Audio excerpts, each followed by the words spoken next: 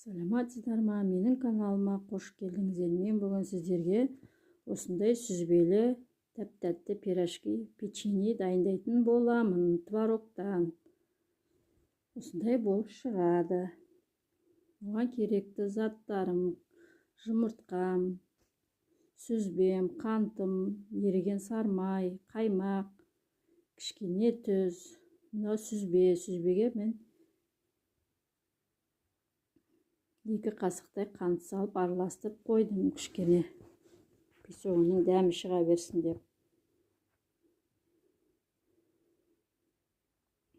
Осылай әбден араластырып қоямыз қантты.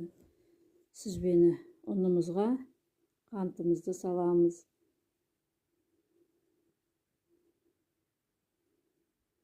Екі қасықтай қаймақ саламыз. Оған ерітілген